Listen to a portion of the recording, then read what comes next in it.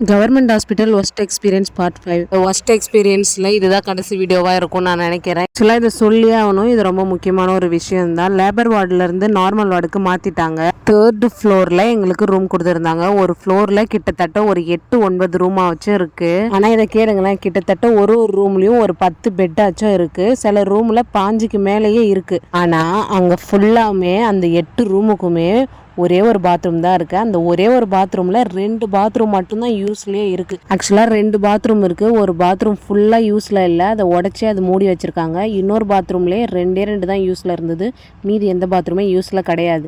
அதை உடச்சி கயிறு தான் கட்டி வச்சுருந்தாங்க. அந்த ஒரு பாத்ரூமுக்கு போகிறதுக்கு நாங்கள் கிட்டத்தட்ட ஒரு 20 மினிட்ஸ் கிட்ட வெயிட் பண்ணுறோம். அந்த ஸ்டிச்சஸ் பெயினோட அந்த ரெஸ்ட் ரூமுக்கு நாங்கள் அங்கே க்யூவில் நிற்கணும். சரி, ஓகே, இது நம்ம மக்களோட தப்புன்னே வச்சுக்கலாம். அப்போ அதை சரி பண்ணி கொடுக்கணும்ன்றது அரசாங்கத்தோட பொறுப்பு தானே. யாரோ பண்ண தப்புக்கு எதுக்கு எல்லாருமே அதை அனுபவிக்கணும் சொல்லுங்கள்? அங்கே டாக்டர்ஸ்க்கு, அங்கே வேலை செய்கிற ஊழியர்களுக்கு மட்டும் தனியாக ரெஸ்ட் ரூம், அதெல்லாம் நல்லா க்ளீனாக இருக்குது. யார் சரி யார் தப்பு நீங்களே சொல்லுங்கள்.